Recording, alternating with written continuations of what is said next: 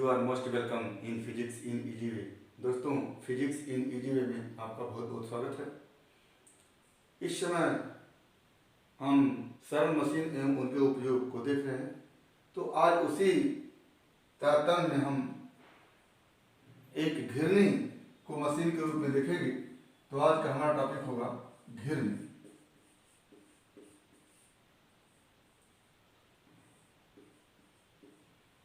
घिरनी एक ऐसी युक्ति होती है जिसके सहयोग से हम किसी भार को ऊंचाई पर उठा सकते हैं या ऊंचाई से नीचे ला सकते हैं। तो इसके सहयोग से भार को सावधानीपूर्वक और कम श्रम में ऊंचाई पर उठाया जा सकता है या ऊंचाई से नीचे लाया जा सकता है। तो ये भी एक प्रकार की सरल मशीन ही है। और इस सरल मशीन में जैसी संरचना की बात अगर की जाए तो इस सरल मशीन में एक लकड़ी अथवा लोहे का गोल पहिया होता है। पहिए के तल के लंबवत एक धुरी लगा हुआ होता है, जिस धुरी के परितः ये पहिया घूम सकता है। और इस धुरी से छड़ की बनी हुई दो पट्टी दोनों तरफ लगी होती है, जिसके सहारे ये घिरनी किसी दृढ़ आधार से लटक सकती है, या फिर कह लें जिसके सहारे इस घिरनी में आवश्यकता पड़ने पर भार को लगाया जा सकता है। इस दो पट्टियों से मिले हुए भाग को चौखटा कहते हैं। इस चौखटे से एक हुक लगा हुआ होता है। तो घिरनी का एक काम और होता है कि इस घिरनी के सहयोग से किसी आरोपित बल की दिशा को बदला जा सकता है। घिरनी दो प्रकार की होती है, एक चलनशील घिरनी और एक स्थिर घिरनी। तो जैसा कि हम इस चित्र में दिखा पा रहे हैं, ये घिरनी एक स्थिर घिरनी है। इसमें इस आधार से हुक के सहयोग से घिरनी को लटका दिया गया है और घिरनी से एक डोरी को ले जाते हुए डोरी का एक सिरा भार W से और दूसरा सिरा इस प्रकार से होता है कि उस पर आयास बल लगाया जा सके। तो अगर घिरनी के विषय में हम लिखना चाहें तो लिखेंगे कि घिरनी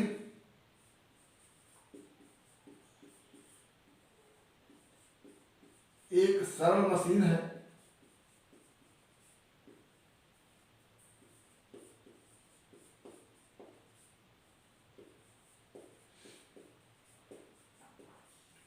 जिसके सहयोग से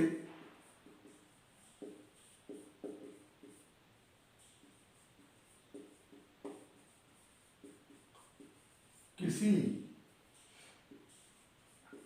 भार को सावधानीपूर्वक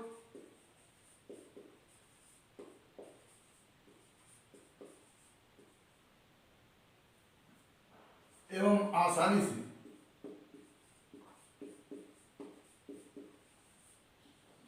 से ऊंचाई पर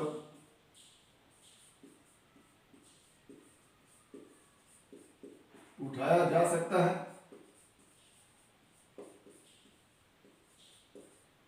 या ऊंचाई से नीचे लाया जा सकता है।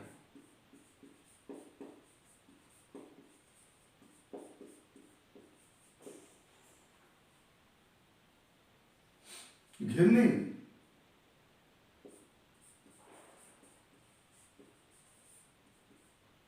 बल आघूर्ण के सिद्धांत पर कार्य करती है।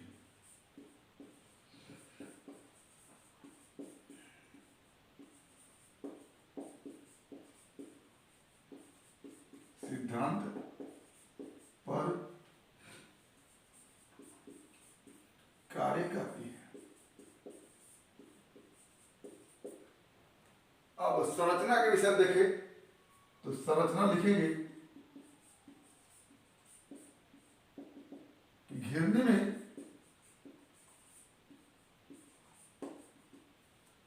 एक लकड़ी अथवा लोहे का वृत्ताकार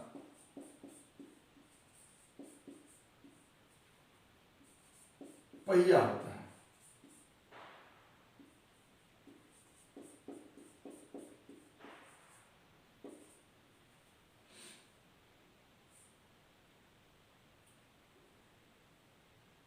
जो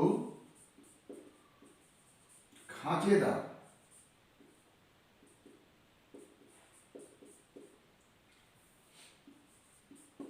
होता है। पहिए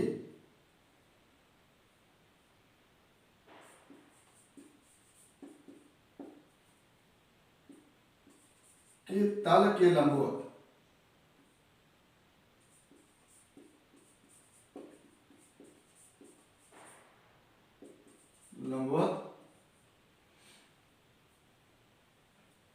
इसके केंद्र से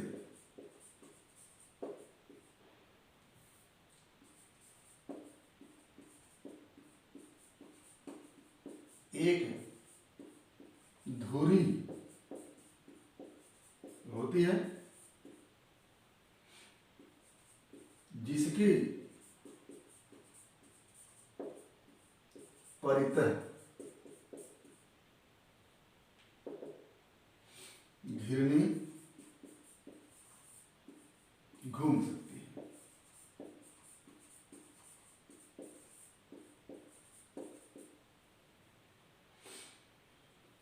धुरी से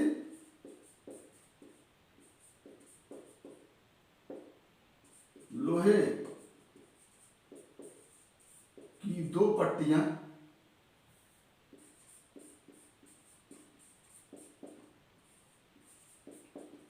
दोनों तरफ लगी होती है,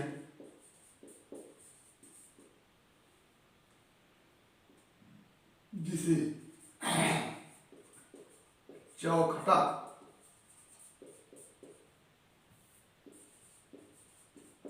कहते हैं। चौखटे से एक हुक लगा होता है। चौखटे से एक हुक लगा होता है। ये घिरनी की संरचना हो गई। इसमें आप जैसा कि देख पा रहे हैं कि घिरनी में एक वृत्ताकार लोहे अथवा लकड़ी का पहिया होता है जिसके सिरे पर खांचा कटा हुआ होता है। इस पहिए के केंद्र से एक तल के लंबवत धुरी लगी होती है। इसी धुरी के परितः घिरनी क्या होती है, घूम सकती है। इस धुरी से लगा हुआ दो पट्टी, एक पट्टी इधर की तरफ, दूसरी पट्टी उस तरफ लगी होती है। इस पट्टी से लगा हुआ एक हुक होता है जिसके सहयोग से घिरनी को कहीं लटकाया जा सकता है या घिरनी पर भार लगाया जा सकता है। तो ये घिरनी की संरचना हो गई। घिरनी को जिस प्रकार से उपयोग करते हैं उसके आधार पर इसको दो वर्गों में विभाजित किया गया है। पहला स्थिर घिरनी, तो दो वर्गों में विभाजित किया गया है। पहला क्या हो गया, स्थिर घिरनी, और दूसरा चलनशील घिरनी। तो स्थिर घिरनी को कैसे उपयोग करते हैं उसको हम देख लेते हैं।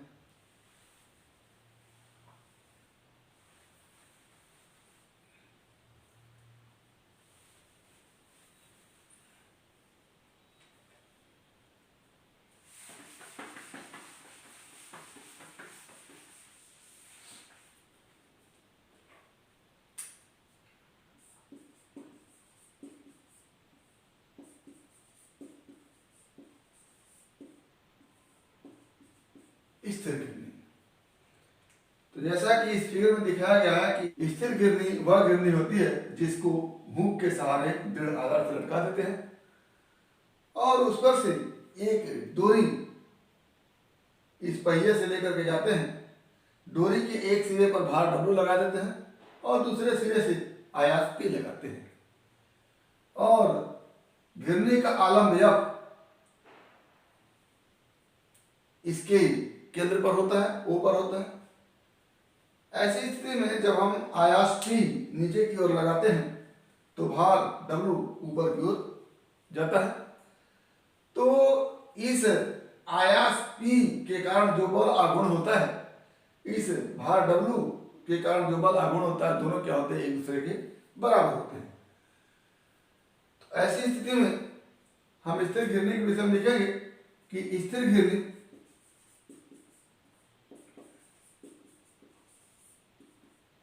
वह घिरनी है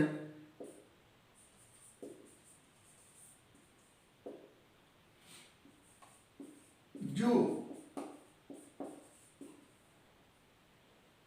हुक के सहारे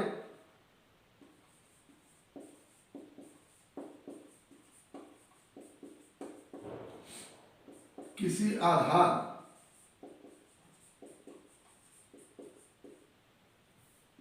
से लटकी होती है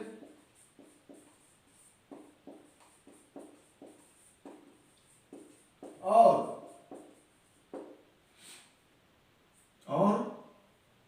इस घिरनी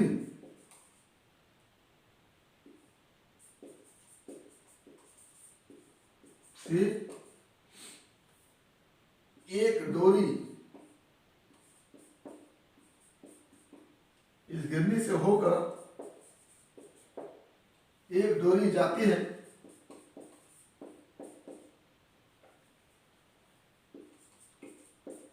जिसके एक सिरे पर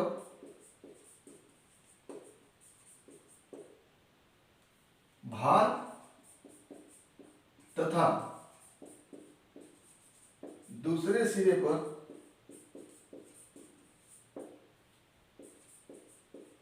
आयास लगता है।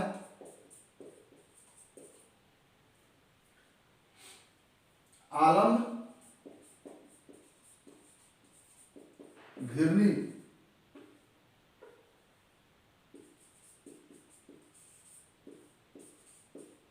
के केंद्र पर होता है।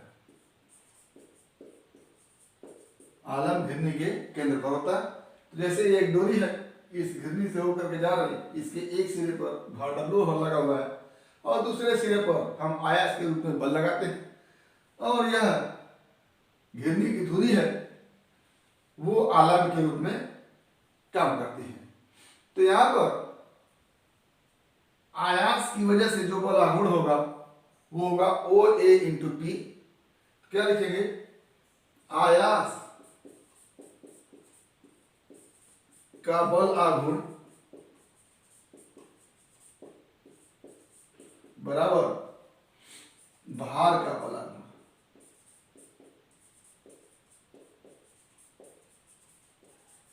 भार का बल आघूर्ण जैसा कि हम आयास को P से लिख रहे हैं, P into O A equal to W into O B. ये P आयास की क्रिया रेखा और केंद्र से दूरी ओ ए और भार W की क्रिया रेखा और ओ बी इस क्रिया रेखा से लंबवत दूरी। क्या हो जाता है, यहां से W upon P equal to O B upon O A बराबर 1 होता है, क्योंकि ओ बी और ओ ए इस घिरनी की त्रिज्या है। तो W अपान P जिसको कि हम यांत्रिक लाभ कहते हैं, तो यह स्थिर घिरनी का यांत्रिक लाभ हमेशा 1 या 1 से कम होता है। अगला जो हमारी घिरनी है वो चलनशील घिरनी है। तो आइए देखते हैं चलनशील घिरनी के विषय में।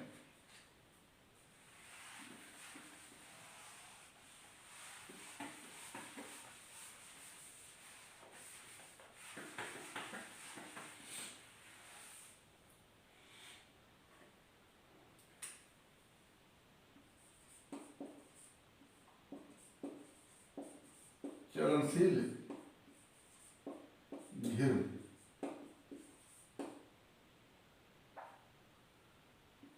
चलनशील घिर्णी, ये इस फिगर में हम चलनशील घिर्णी को बनाए हैं।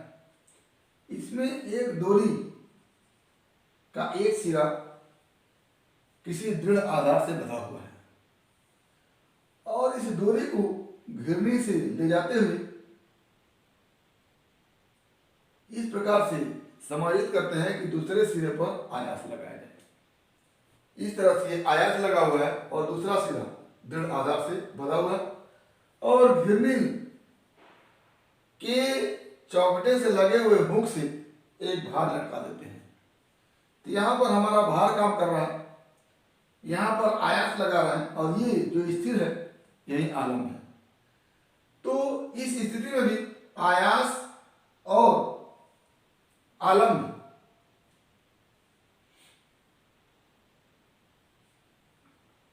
एक ही दिशा में है और जो भार है वो डब्ल्यू नीचे की ओर काम करता है। तो ऊपर की ओर लगने वाले बल आलम्ब के सहयोग से P और आयास के सहयोग से P दोनों सेम है। तो ऊपर की ओर लगने वाला बल 2P है और नीचे की ओर लगने वाला बल W है। तो यदि घिर्णी संतुलन की अवस्था में है तो भार W इस 2P के द्वारा संतुलित है। तो इसमें हम लिखना चाहे तो लिखेंगे कि चलनशील घिर्णी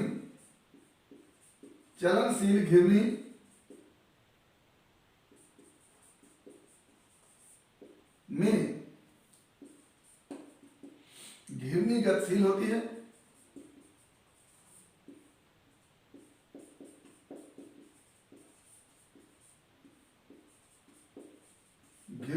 होती है इसमें डोरी का एक सिरा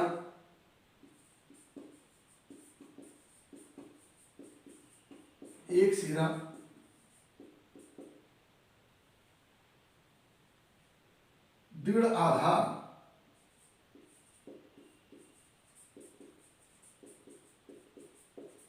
से बंधा हुआ होता है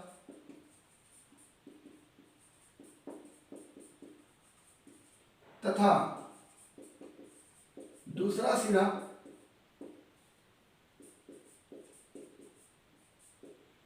घिर्णी से होकर जाता है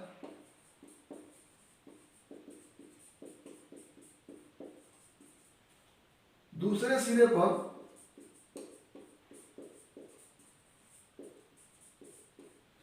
आयास लगाते हैं। घिर्णी के हुक से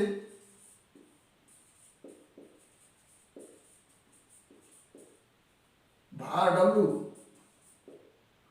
घिर्णी के हुक पर भार W कार्य करता है। आयास लगाने से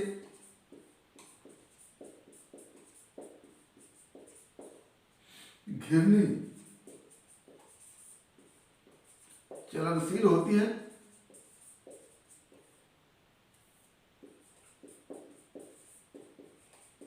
और भार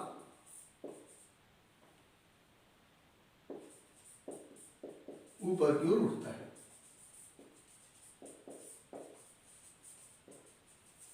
तो ये इसकी कार्य पद्धति हो गई। इसमें ऊपर की ओर दो भार लगते हैं P प्लस P। क्या लिखेंगे? ऊपर की ओर लगने वाला बल क्या हो जाता है? P plus P equal to 2P और नीचे की ओर बल बराबर W और दोनों बल एक दूसरे को संतुलित किए हुए हैं। तो आप लिख सकते हैं W बराबर 2P। अब यहां से यांत्रिक लाभ क्या हो जाएगा? लाभ हो जाता है W अपान P, और W की जगह आप लिख सकते हैं 2P बटा P, तो क्या हो जाता है 2। तो यहाँ पर यांत्रिक लाभ क्या हो जाता है 2 हो जाता है। तो चलनशील घिरनी में यांत्रिक लाभ 2 है और स्थिर घिरनी में यांत्रिक लाभ 1 या 1 से कम है। तो ऐसी स्थिति में चलनशील घिरनी का लाभ हमको ज़्यादा मिलता है और इसका उपयोग हम करते हैं। तो ये हमारी घिरनी हो गई, जिसमें हमने देखा कि घिरनी में एक पहिया होता है जो लकड़ी अथवा लोहे का बना होता है, उसके ऊपर खांचे कटे होते हैं और इस पहिए के केंद्र से तल के लंबवत एक धुरी लगी हुई होती है जिसके पै तक घिरनी घूम सकती है। इस धुरी के दोनों सिरों की ओर 2 पट्टियां लगी होती हैं और पट्टियों के सहयोग से एक हुक लगा होता है जिसके सहयोग से या तो घिरनी को लटकाया जा सकता है या तो घिरनी पर भार लगाया जा सकता है। घिरनी 2 प्रकार की है, एक स्थिर घिरनी और दूसरी चलनशील घिरनी।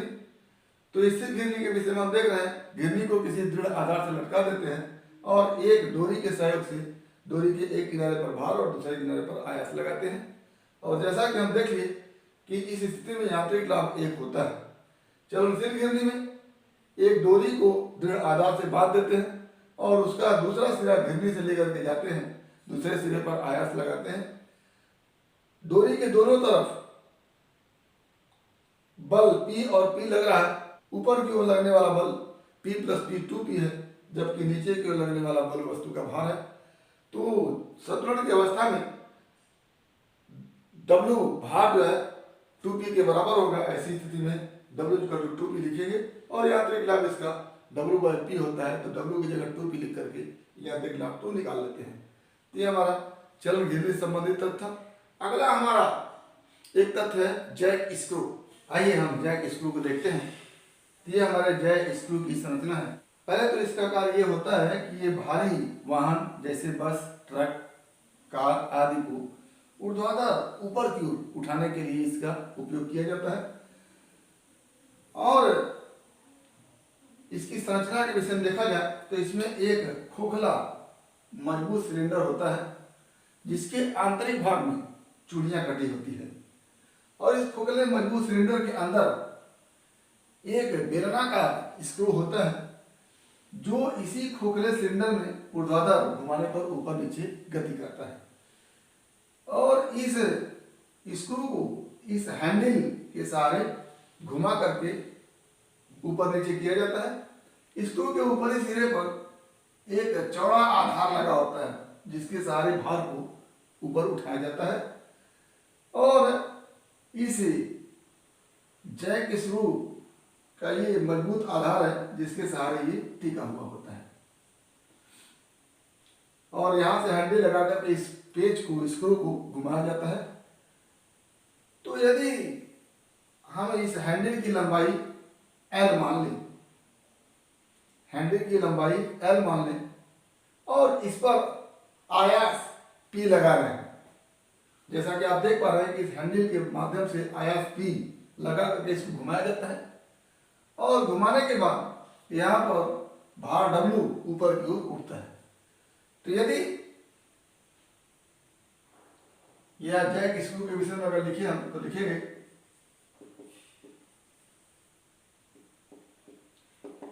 इसका उपयोग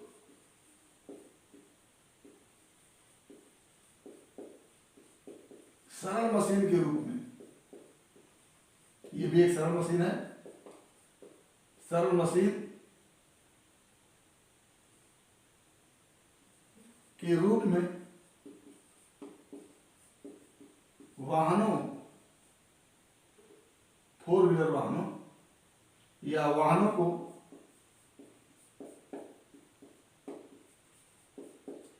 स्थिर अवस्था में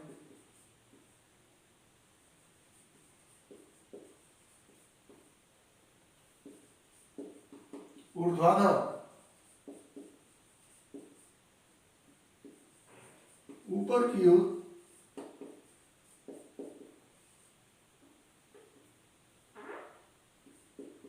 उठाने के लिए किया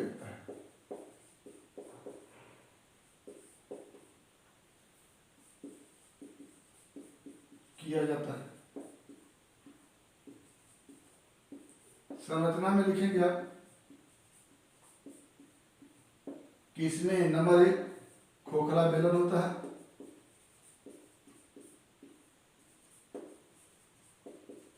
जिसके अंदर क्या होती है, चूड़ियां कसी होती है। दूसरा स्क्रू होता है, जिसके ऊपर चूड़ियां कसी होती है। स्क्रू खोखले बेलन में घूमते हुए गति ऊर्ध्वाधर ऊपर की ओर करता है। तो क्या स्क्रू खोखले बेलन में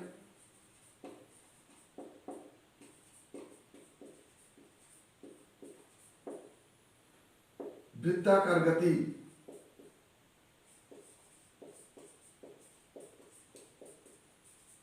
के साथ साथ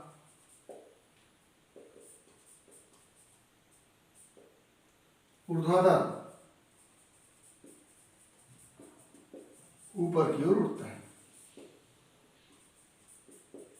भी गति करता है।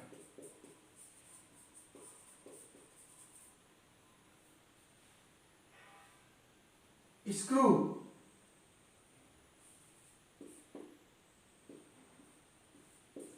के निचले सिरे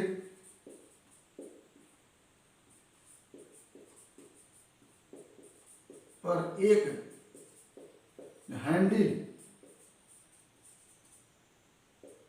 लगा होता है, जिसके सहयोग से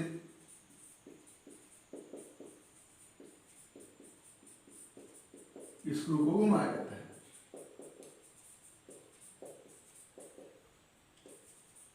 स्क्रू को घुमाया जाता है। अब आगे हम मैथमेटिकल स्टेटमेंट को देखेंगे। मान लिया हैंडल की लंबाई L, मान लिया हैंडल की लंबाई L,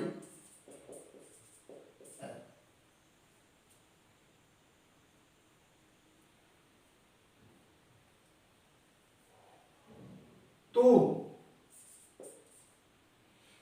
P के सहारे आरोपित बल आघूर्ण इस आयास P के सहारे लगने वाला बल आघूर्ण क्या हो जाएगा। तो इस हैंडल P पर बल लगाते हैं, आयास लगाते हैं, और ये स्क्रू घूमता है, उसके सहारे ऊपर की ओर गति करता है, और स्क्रू के ऊपरी सिरे पर यह भार रखा जाता है। तो आयास P के द्वारा किया गया कार्य बराबर बल P, और एक चक्कर घुमाने में P बल रैखिक दूरी 2 पाई L तय करता है। क्या हो जाता है, P into 2 pi L। 2 pi L का मतलब एक चक्कर घुमाने में जितनी परिधि ये हैंडल तय कर लेता है। तो परिधि यदि लंबाई इसकी L है तो एक तरह से परिधि की त्रिज्या L हो जाएगी, तो 2 पाई L दूरी तय करेगा। तो आयास P के द्वारा विस्थापन 2 पाई L हो जाता है, तो कार्य हो जाता है P इंटू 2 पाई L। और यही कार्य इस W को ऊपर उठाने के लिए किया जाता है। तो इस कार्य के द्वारा यदि भार W को H ऊंचाई तक उठाया जाए तो क्या हो गया, W पर किया गया कार्य बराबर W इंटू एक चक्कर घुमाने में यदि H ऊंचाई चल रहा हो, और H क्या है, एक चक्कर घुमाने में स्क्रू जितना ऊपर उठता है उसी को चूड़ी अंतराल कहते हैं। तो W इंटू स्क्रू का चूड़ी अंतराल,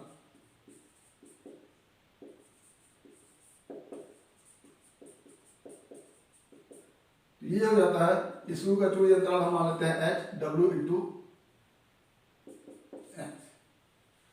ये कार्य आयास द्वारा किया गया, और ये कार्य हमको प्राप्त हुआ क्योंकि हमारे आयास द्वारा किया ही गया कार्य W पर किया गया कार्य होता है। तो क्या हो जाता है, अतः P into 2 pi L equal to W into H। क्यों, क्योंकि यहां लिख सकते हैं आयास द्वारा किया गया कार्य ही W पर कार्य है, कहीं और से कार्य नहीं किया जा रहा, आयास द्वारा ही किया गया कार्य है। तो ये हमसे यहां पर आता है W/P इक्वल टू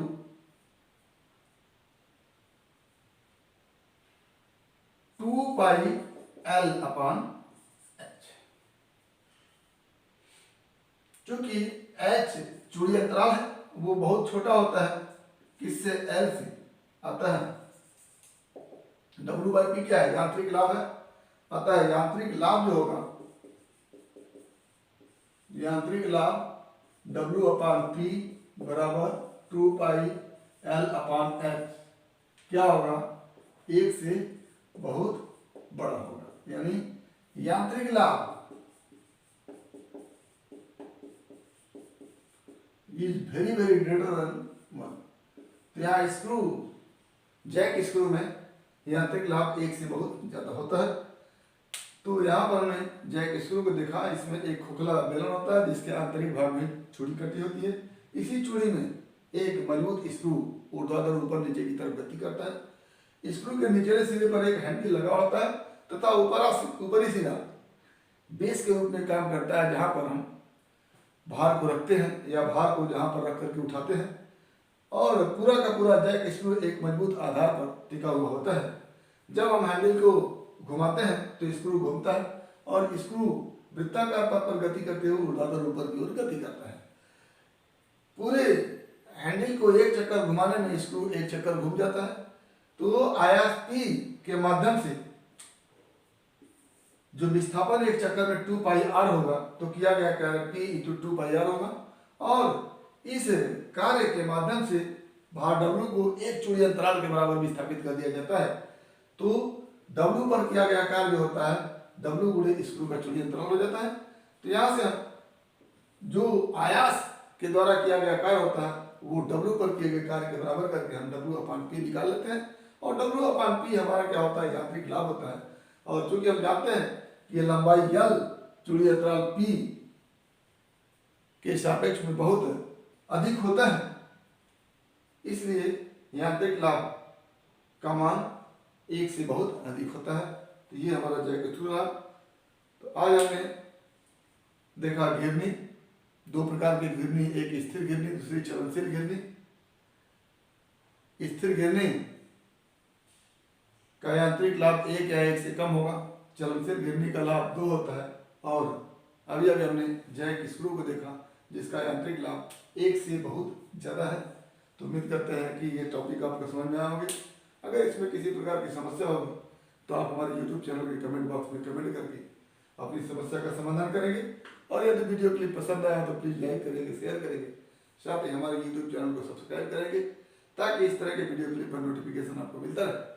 तो आज बस इतना ही। एक बार फिर आपके भविष्य के लिए बेस्ट ऑफ लक। धन्यवाद।